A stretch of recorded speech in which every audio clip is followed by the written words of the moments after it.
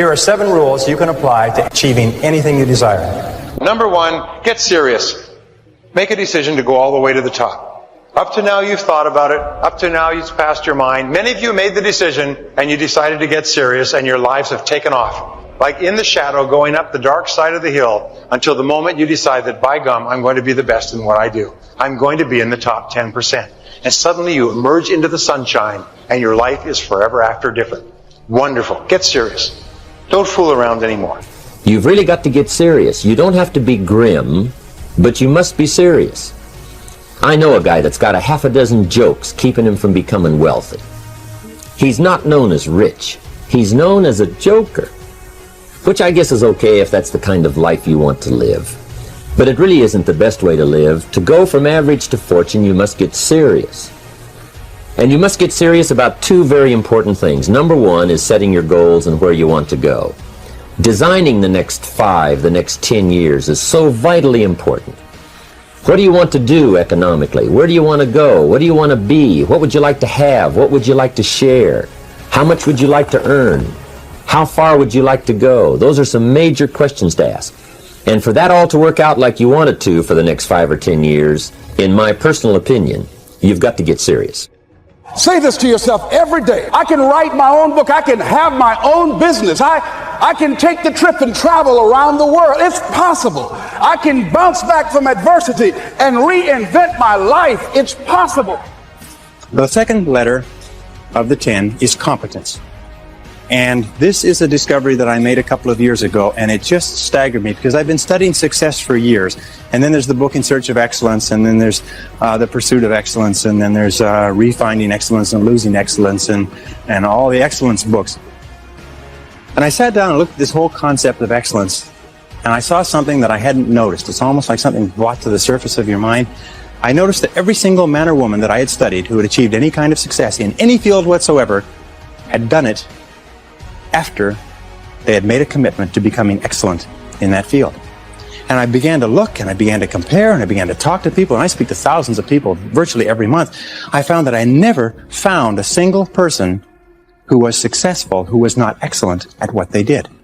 That competence, the commitment to becoming excellent in your chosen field, is an indispensable prerequisite for success, that if you are not good at what you do, you haven't got a chance in our competitive society unless you win the lottery.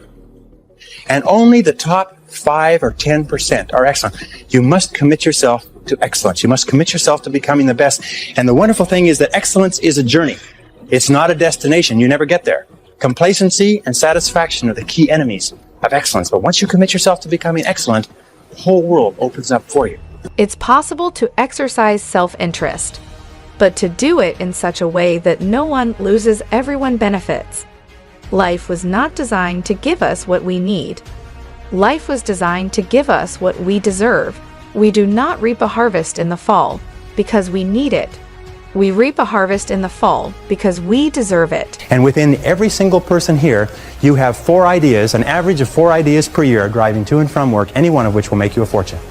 Any one of which will make you wealthy. How many times, I can prove it to you. Want me to prove it to you? How many times have you been going about your daily business and you see the need for a product or service? And you say, now I wonder why somebody doesn't produce that. And then 2 or 3 years later, a company comes out with that idea, or some company comes and makes $1 million at it, and you say, I thought of that idea 2 or 3 years ago.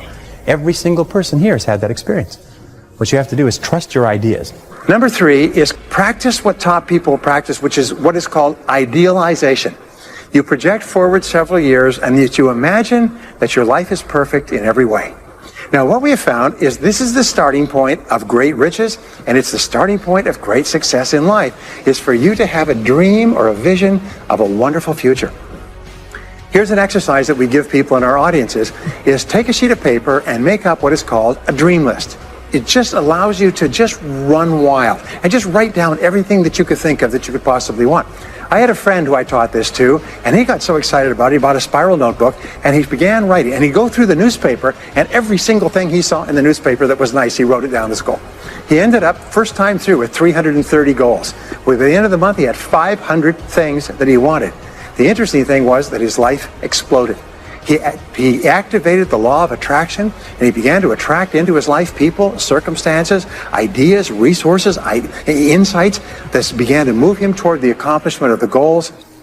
Then you have to get serious about another important subject. And that important subject is called personal development.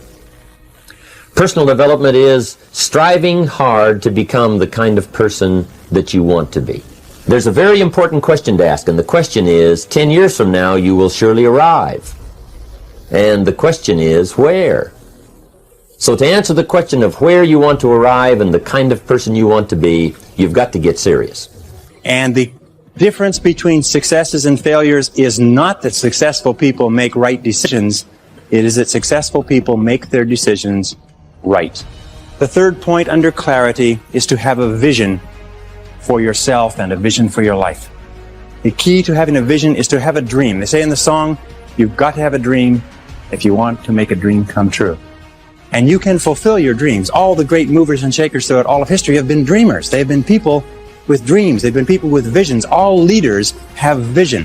In the book of Solomon, it says, where there is no vision, the people perish. And the metaphysical meaning of that is that where people lack vision, they perish inside, because they lose the excitement and the thrill of life.